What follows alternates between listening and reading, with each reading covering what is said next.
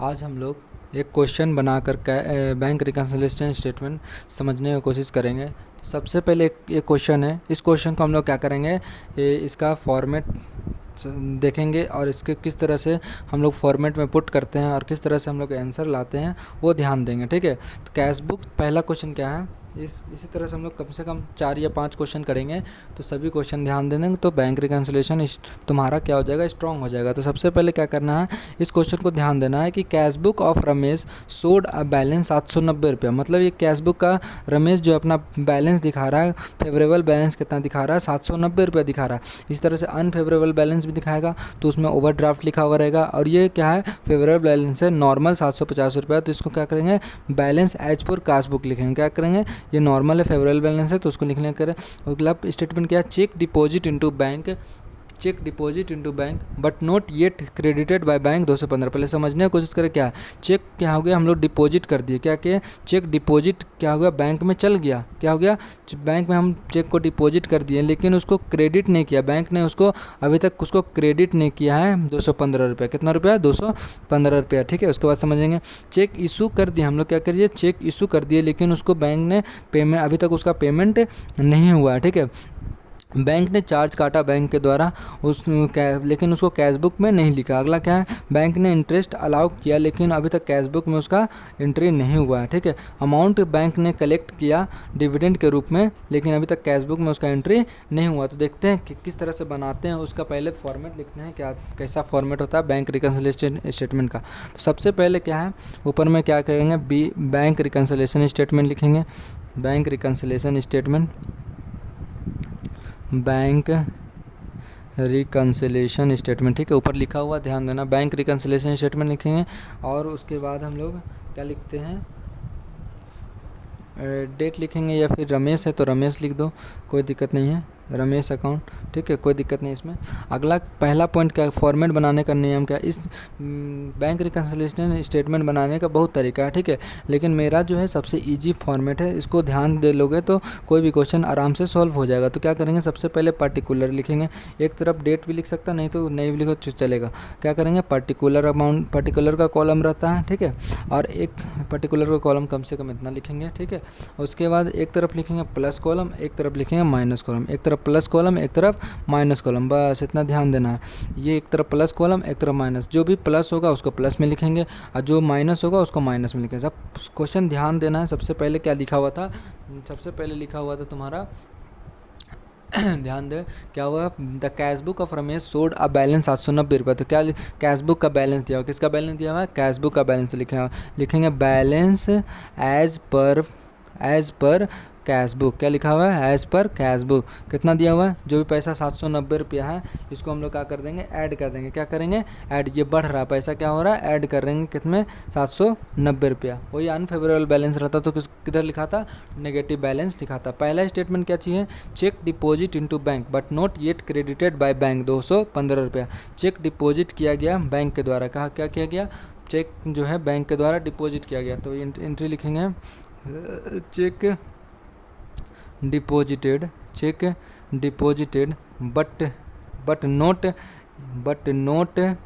Yet credited by bank, but not credited by bank. ठीक है, but not credited bank.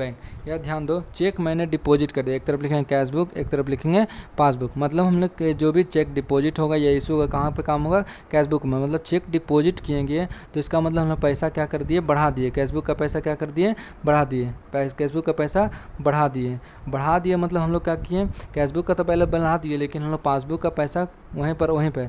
तो क्या करना होगा, कैश बुक और पासबुक को क्या करना, बराबर करना होगा। तो बराबर करने के लिए कैश बुक अभी पैसा कहाँ पे हम लोग, और देखने के लिए क्या करना हो, किसका बैलेंस हम बना रहे हैं, कैश बुक का। तो हम लोग सब चीज़ कहाँ देखेंगे, कैश बुक में देखेंगे। तो कैश बुक का बैलेंस तुम्हारा कहाँ बढ़ा हुआ है। इसका मतलब क्या हो गया कि हम लोग क्या करना होगा, पासबुक का भी पैसा तुमको क्या करना होगा, सेम बढ़ाना पड़ेगा। क्या करना पड़ेगा, बढ़ाना पड़ेगा। तो पैसा कहाँ जाएगा तुम्हारा,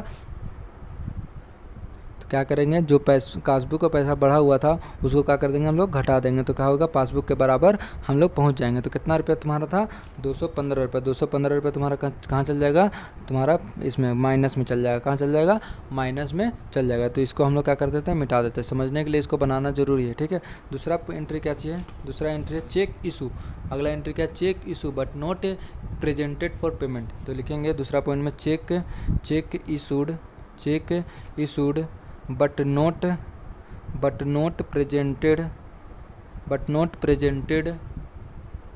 प्रेजेंटेड प्रेजेंटेड फॉर पेमेंट, ठीक है।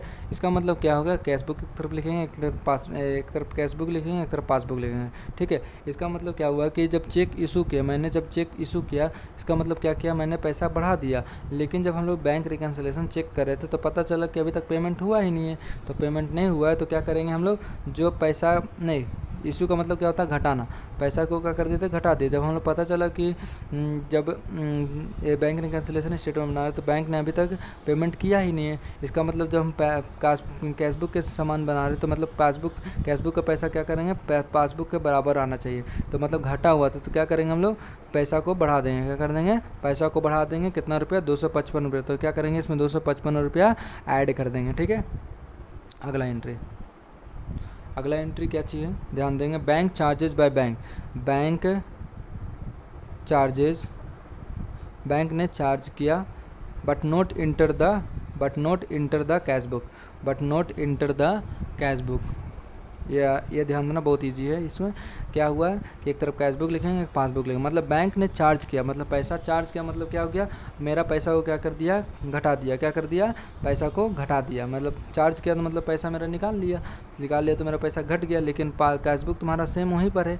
तो क्या करेंगे हम लोग, क्या करेंगे, जो चार्ज किया है, घटाया हुआ चार्ज करेंगे, मतलब क्या हो गया, उस चीज़ को हम लोग क्या करेंगे, हम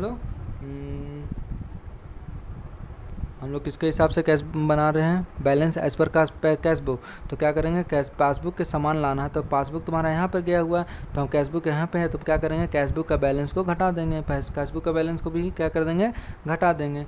कैश बुक का बैलेंस घटा देंगे, कितना रुपया घटा देंगे, 5 रुपये। तो तुम्हारा कहाँ चल जाएगा 5 रुपया, माइनस कॉलम में, ठीक है। अगला स्टेटमेंट है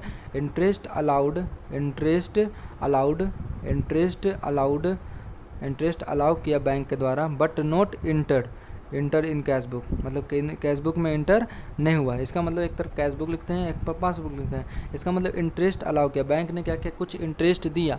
इसका मतलब क्या होगा कि बैंक ने मेरा बैलेंस को बढ़ा दिया। इंटरेस्ट अलाउ किया तो मतलब बैलेंस बढ़ा दिया।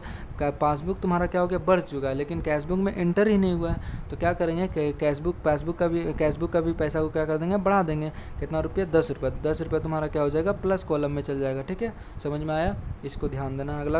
अगला एंट्री क्या चाहिए, amount collected by bank as dividend के रूप में क्या किया, बैंक ने कुछ पैसा कलेक्ट किया किसी के बाहर के थ्रू, ठीक है। But not inter in cash book, लेकिन कैश बुक में इंटर नहीं हुआ है। But not inter in cash book, ठीक है। तो मतलब एक तरफ कैश बुक लिखते हैं, एक तरफ पासबुक लिखते हैं। इसका मतलब डिविडेंड मिला, मतलब अमाउंट क्या हुआ, कलेक्ट किया गया। इसका मतलब क्या हो गया, पैसा मेरा क्या हो गया, बढ़ गया। मतलब पासबुक का पैसा क्या हो गया, बढ़ गया। जब पासबुक का पैसा बढ़ गया तो देख रहे कि कैश बुक में पैसा तो बढ़ा नहीं, जब हम लोग BRS बना रहे हैं उस टाइम। तो क्या करेंगे, कैश बुक का बैलेंस को भी बढ़ा देंगे। कितना रुपया है, 150 रुपये। तो 150 रुपये इधर लिख देंगे, 150 दोनों तरफ लिख देंगे। अब क्या करेंगे, टोटल करेंगे। सब ध्यान देना, टोटल करने का तरीका क्या होता है, सब ध्यान देंगे, ठीक है। टोटल दोनों तरफ लिखेंगे, किस तरह से बैलेंस निकलता है ध्यान देंगे। तो इधर देखो ज़्यादा पैसा दिया हुआ है, तो जोड़ो इसको, कितना है, 4 5 5 5 का 5, 9 5 14, 14 और 5 कितना हो गया, 14 और 5 19 हो गया। हाथ बचा 1, 9 5 14, 14 14 5 19 और 1 20, कितना हो गया, 20 हो गया। आइए तुम्हारा एक बचा, 20 2 बचा, 7 2 9, 9 2 11, 11 1 12, 1250। तो 1250 दोनों तरफ लिखेंगे। तो घट किधर रहा है, इधर घट रहा है, मतलब इधर घट रहा है। तो मतलब इधर कितना घट रहा है, 215 और 20, 220 रुपया हो गया। तो 220, तो 1205 में से क्या करेंगे, 220 रुपया घटा देंगे तो 220 रुपये घटाएँ तो 5, 10 में 2 गया तो 8, एक बचा तो एक बचा तो कितना हो गया 9, 1950 रुपये। 1950 रुपये किधर लिखे हैं, 1900 नहीं, ये 985 रुपया। तो ये क्या लिखेंगे इसको हम लोग, बैलेंस एज पर पासबुक। क्या लिखेंगे इसको, बैलेंस एज पर पासबुक। ठीक है, याद रखना इधर जब भी अपोजिट आएगा, मतलब इधर अगर प्लस में इधर माइनस में आया तो ऑलवेज क्या होगा, इसका अपोजिट वाला बैलेंस लिखाएगा। ठीक है, बैलेंस एज पर पासबुक है तो क्या लिखेंगे, balance as per passbook. Thank you. आगे चैप्टर अगला क्वेश्चन नेक्स्ट चैप्टर में, अगला क्वेश्चन नेक्स्ट वीडियो में देखें। ठीक है, कम से कम 5 क्वेश्चन बनाया जाएगा, तो सभी 5 क्वेश्चन को ध्यान से देख ले तो जो भी BRS है अच्छा से समझ में आएगा। तो इस क्वेश्चन को एक बार और रिवाइज कर लेना है। ये आंसर आएगा तुम्हारा 985 रुपया तुम्हारा क्रेडिट बैलेंस। ठीक है, कौन सा बैलेंस आएगा, क्रेडिट बैलेंस। Thank you. अगला चैप्टर को ध्यान दें।